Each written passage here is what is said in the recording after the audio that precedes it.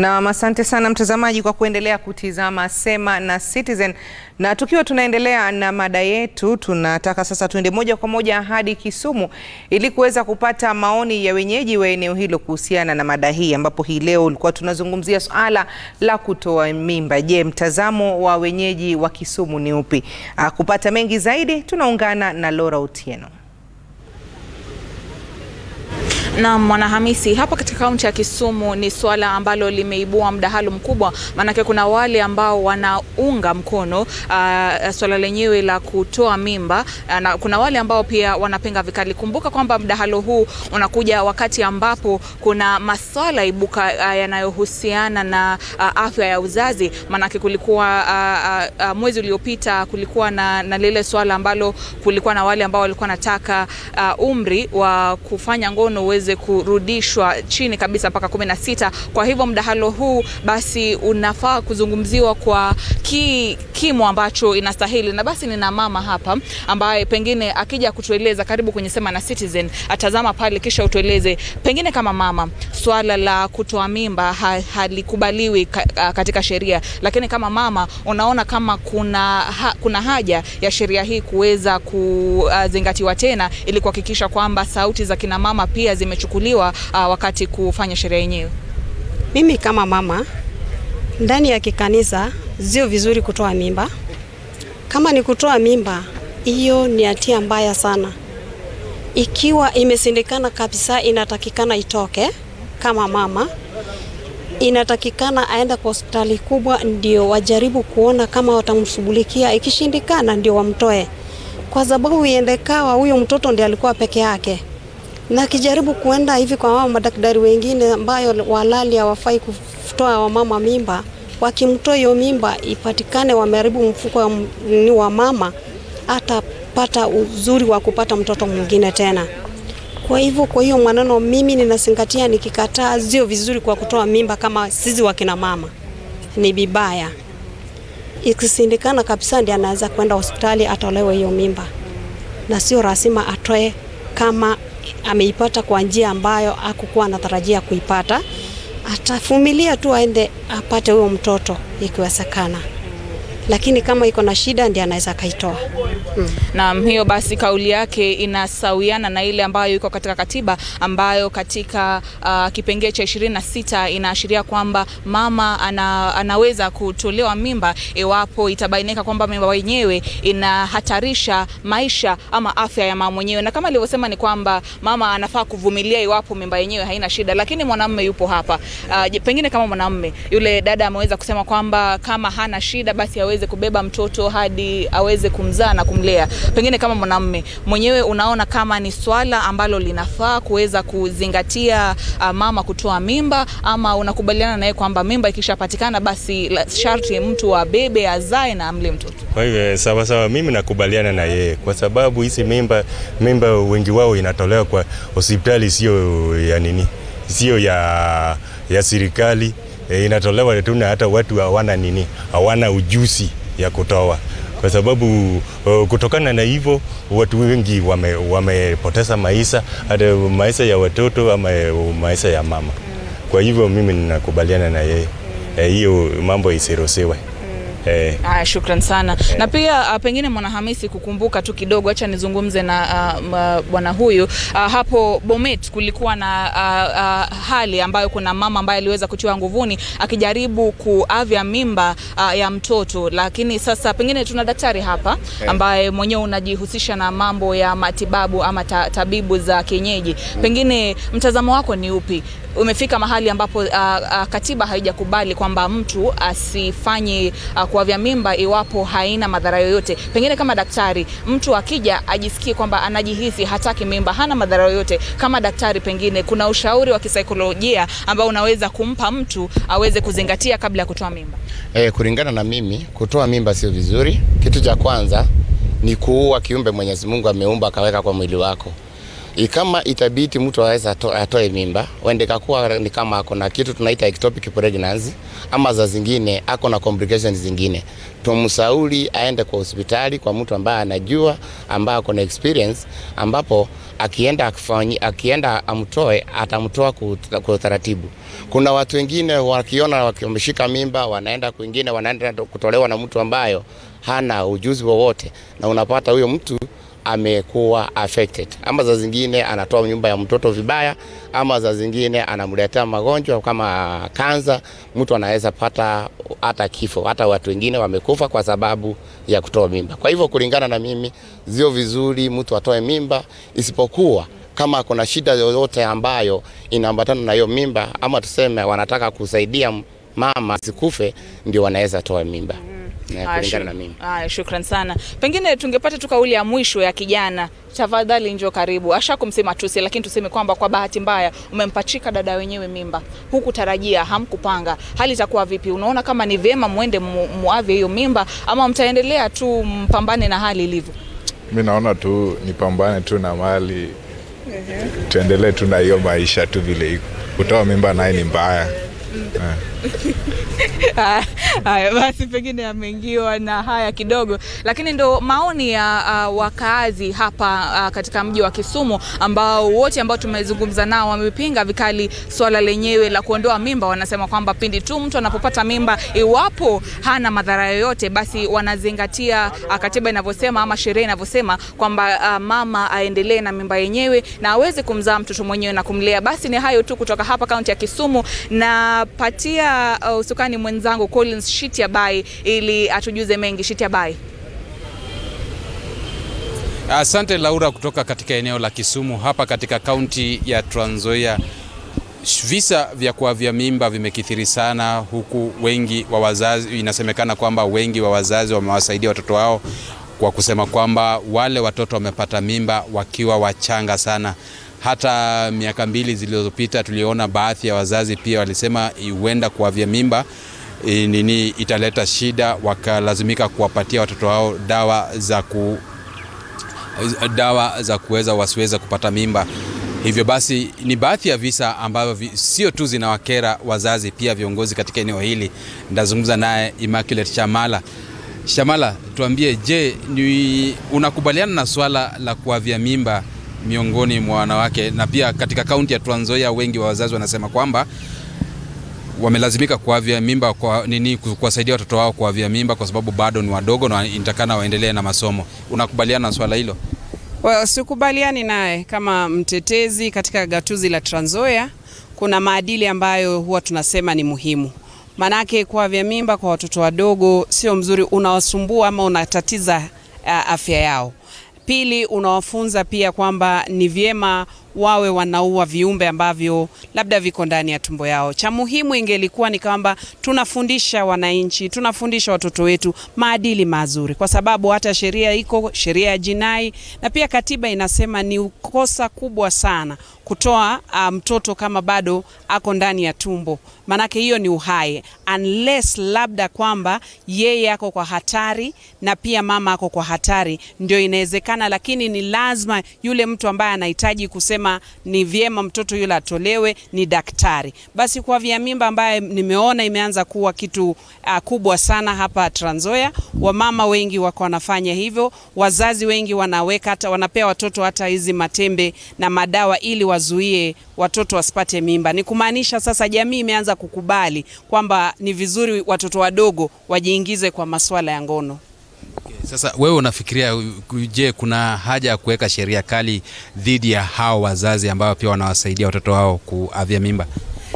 Najua sheria iko, na pia saa hizi tunazungumzia kwamba kuna ile sheria ya jinai tunataka kuirekebisha. Tunasema kwamba watoto wameanza kufanya hii tendo ya ngono kwa muda mdogo, sasa tuirekebishe wawe labda miaka 16 ndio inawezekana. Lakini sisi kama Wakristo, sisi kama watetezi, sisi kama wazazi tunasema hivi, wacha watoto wawe watoto. Manake mtoto ukimwanzishia kumpa madawa, unaathiri afya yake, unaathiri akili yake, unaathiri maadili yake. Basi sio vyema. Ni kwamba wewe kama mzazi umepotokwa, sio bure unapea mtoto kitu cha haraka kwa sababu umekosa kumwelekeza mtoto wako kwa maadili mazuri ambayo imekataza kwamba labda tujikaze hadi tufike wakati wa ndoa ndo tufanye haya maneno. Okay. Ni masuala gani yanaweza kukufanya uweze ukakubaliana na swala la kuavya mimba kwa mwanamke?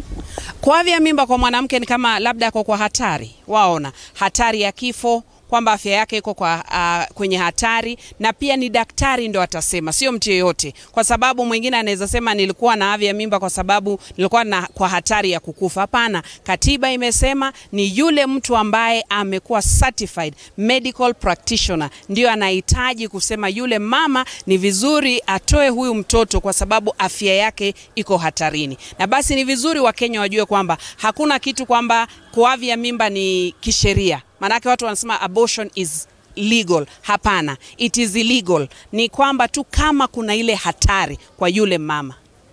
Naam. Asante. Je, una takwimu zozote kwa sababu wewe ni mtetezi wa... imefika mahali mashule zetu nimeona watoto wengi wametoa mimba sana. Kwa katika wasichana 10 kwa shule unakuta 3 wametoa mimba, na wale wengine kama 4 5 wanatumia madawa ya kuzuia mimba. So unakuta hii kitu imekita mizizi, lakini hatuongei. Makanisa haziongei, wazazi hawaongei. Unakuta watoto chini ya miaka 12, miaka 12, 13, 14, hao ndo sana wako sexually active, na unakuta pia hao ndo wanatumia hizi dawa, na pia hao ndo wanafanya hii kutoa mimba sana. Swali langu la mwisho ni nini ambaye imechochea masuala hayo?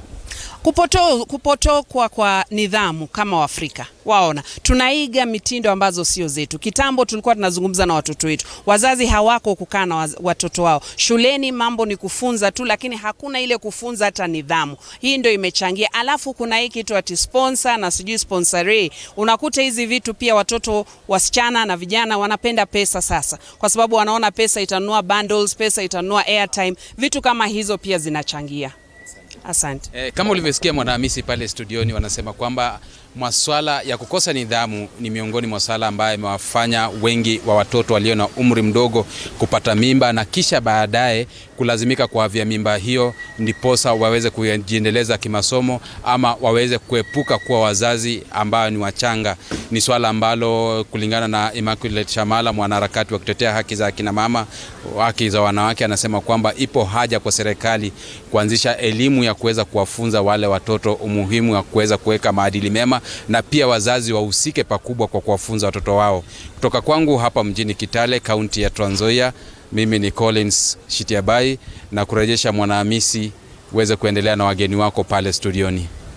Na shukran sana Collins Shitiabai kwa maoni ya hayo mgeni wako upande huo. Bila shaka ameweza kutufungua macho wengi na watazamaji kwa jumla. Kwa sasa mtazamaji, hebu tuangazie ile taarifa ambayo ilikuwa tumeanza nayo wakati tukifungua mada yetu ya leo. Ni taarifa ambayo ilifanywa na mwanahabari wetu Kadzo Gunga kuhusiana na utoaji mimba.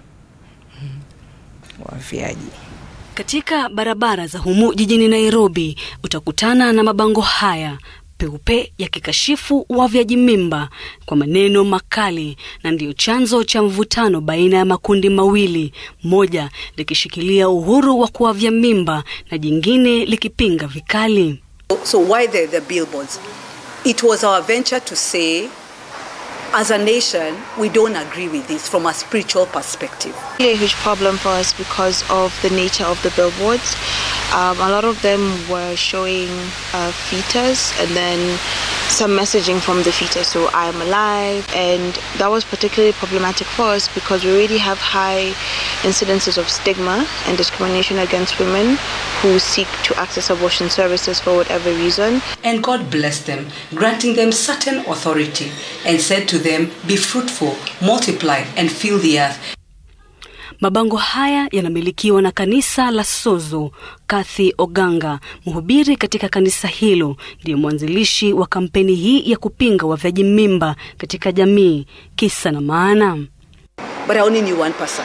You know, so I didn't think it was a rampant issue. I thought it was so unique. Then I come and find out that it's great. If we continue to do the same thing we're doing with abortion, we will see the numbers increase, the numbers of unsafe abortion increase, and we won't actually be able to deal with the public health crisis that we have.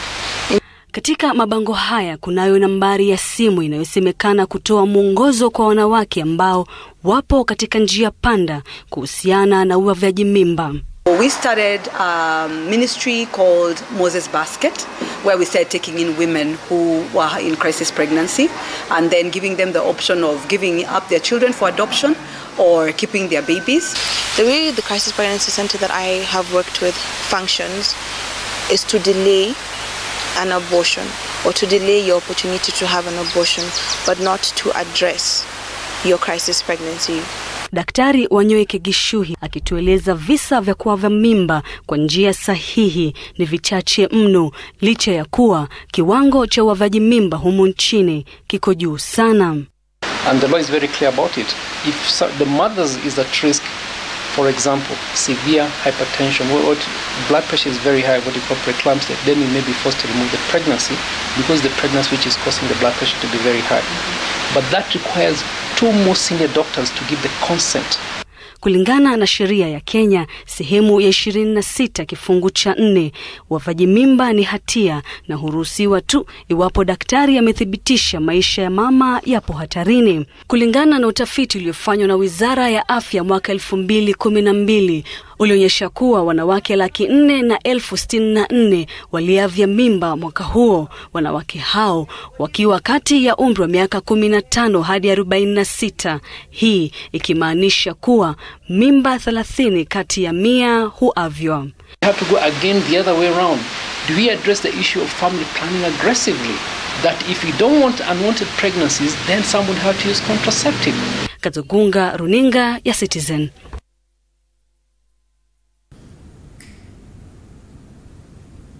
Mkazogunga na taarifa hiyo kuhusu uavyaji mimba ambayo imechochewa na mabango yale tuliokuwa tumeyaona ya kanisa hilo la Sozo, kama sikosei, Sozo Ministry Church of God, wakisema wanapinga utoaji mimba. Na tumeambiwa na daktari hapa kwamba mimba inaweza katolewa ikiwa maisha ya mama ama maisha ya mtoto yako hatarini, angalau kisheria, na makanisa mengi yanapinga swala la utoaji mimba. Wageni wangu studioni, Gregory Mwaura, mwanasaikolojia, na Dr. Francis Odawa ambaye ametusaidia kufafanua swala hili.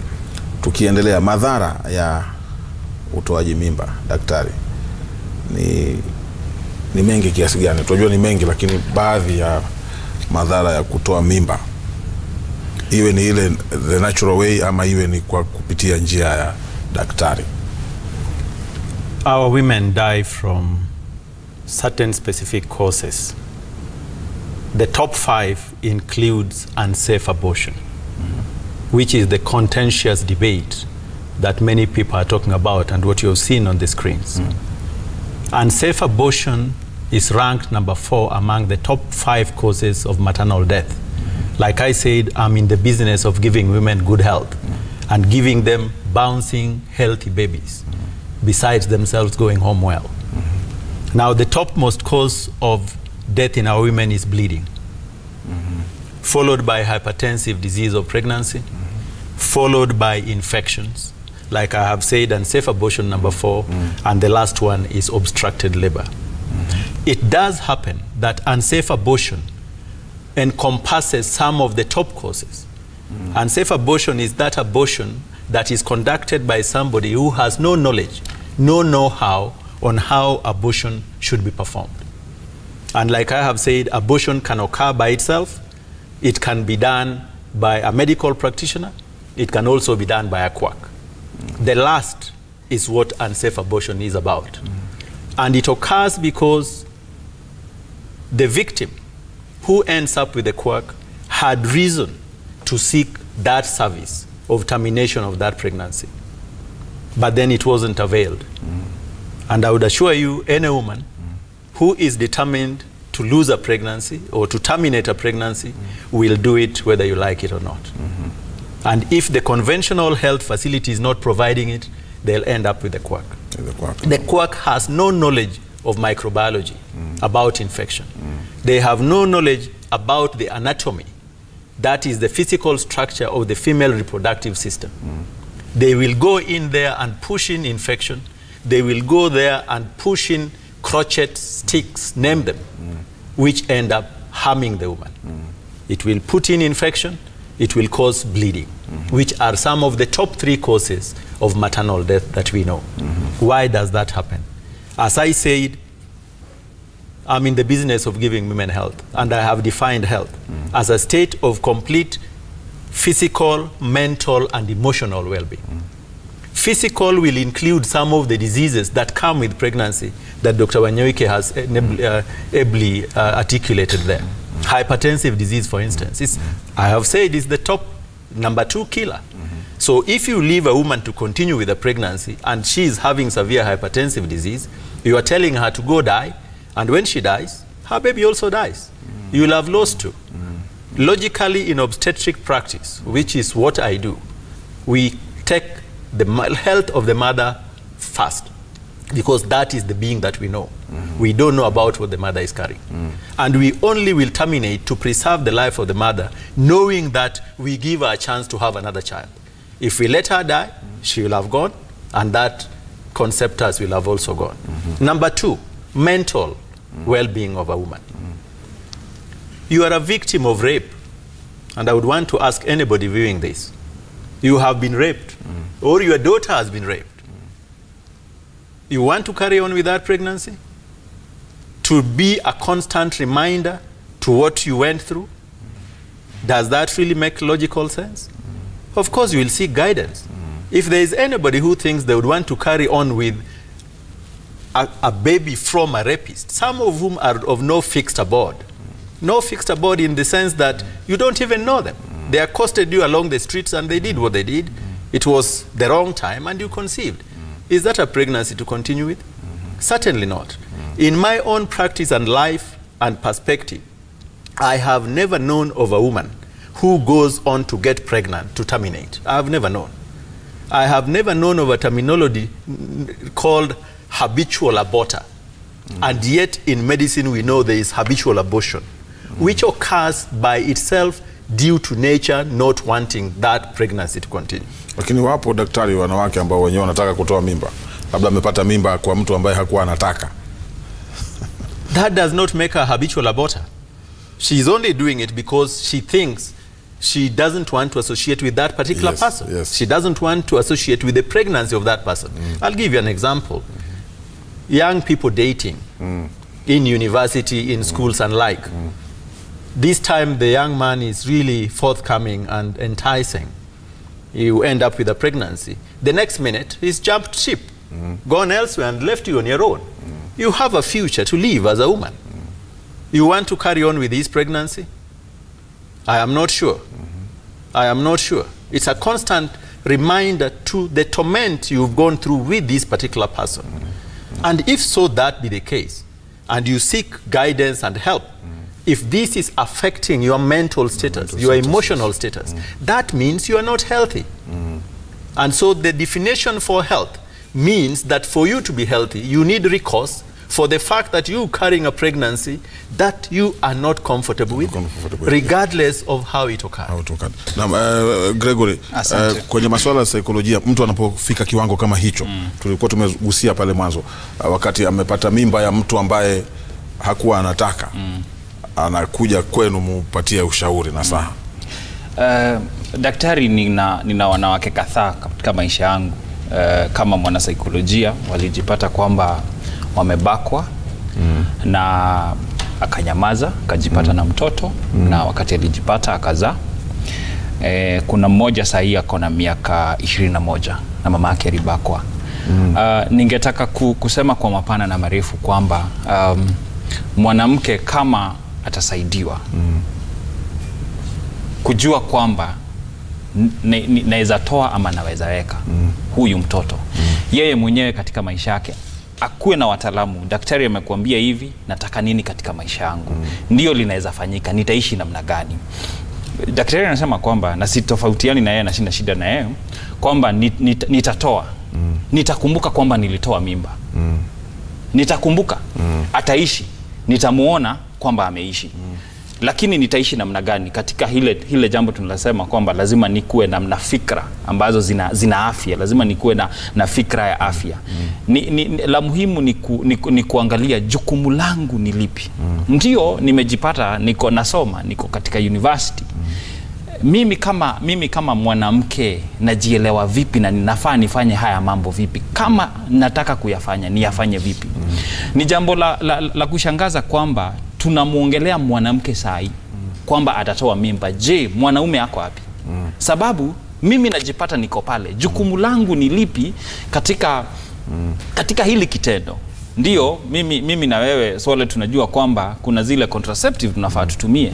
Lakini la muhimu ni kuangalia kwamba ni nini ambalo jamii haifanyi kusaidia huu mwanamke na huu mwanaume waweze kuangalia hili jambo la ngono na kuchukua majukumu ya matokeo yake. Kama mimi katika kukua kwangu nimeona kwamba nataka kujiingiza katika tendo la ngono, nijiulize kwamba ndio kuna jukumu nafaa nifanye mimi kama binadamu, mimi kama mtu. Kuna matokeo ya hili jambo. Je, nayataka ama siyataki? Kama siyataki, kuna mambo ya muhimu possibly nafaa niyafanye mimi mwanamume na pengine mwanamke. Lakini jambo la kutoa mimba, ukitoa mwanamume umemwacha mwanamke peke yake, hakuwa peke yake. Na vile kama alivyosema daktari hapa kwamba mwanamume ametia msichana mimba na mwanamume akaruka. Anasema mimi sihusiki. Je, huyu msichana na ana maisha ya baadaye ya kuishi, akubali kuweka mimba hii ama akubali kutoa? Ni yeye mwenyewe kama mtu ajikalishe chini aone nitafanya nini. Nikitoa nitakumbuka nilitoa. Utakumbuka kwamba ulitoa. Na ukiwacha mtoto nitakumbuka, ukimuona utakumbuka kwamba kuna mtu mahali. So ni mimi mwenyewe kama mwanamke nikae chini nijiangalie katika mawazo yangu, mafikira yangu, matendo yangu, nitaishi namna gani? Sababu kunao wamewaeka hata hawakuwa kwa zile relationship ama hawakuwa napenda wale watu waliwafanyia hili. Lakini unajipata uko na mimba na pengine ulinyamaza sababu hutaki kusema nimerepiwa, na unajipata uko na mimba na unalea huyo mtoto. Lakini kuna mambo kadhaa mwanamke ambaye anajipata na mtoto ambaye hakutaka kuishi na yeye katika kusumbuka kwa mawazo. Nitakapopatana na mpenzi mwingine lazima nitamwambia niko na mtoto, nilipata huyu mtoto vipi? Wanaume maybe sitaki kujua uko na mtoto, so msichana ambaye anamtaka anaweza pia naye akatoroka. Lakini mimi mwenyewe nikijitikia kama mtu na niseme hili ni jukumu langu, because nikitoa nitakumbuka nilitoa. Na akiishi utakuwa ukimwona mtoto unakumbuka kitendo kilichotokea. So sisi wanaume, hata sisi wanaume katika hii mada ya kutoa mimba, lazima nijiulize jukumu langu ni gani. Na mtazamaji, unaendelea kutazama Sema na Citizen, mada yetu ya leo ikiwa ni utoaji mimba, tukizungumza na Gregory Mwaura, mwanasaikolojia, na Dr. Francis Odawa. Wametufungua masikio na macho kujua mengi kuhusu masuala haya kwa upande wa kimatibabu na pia kwa upande wa mawazo yetu na fikra zetu kwa upande wa saikolojia. Tutarejea tena na mengi zaidi muda usiokuwa mrefu.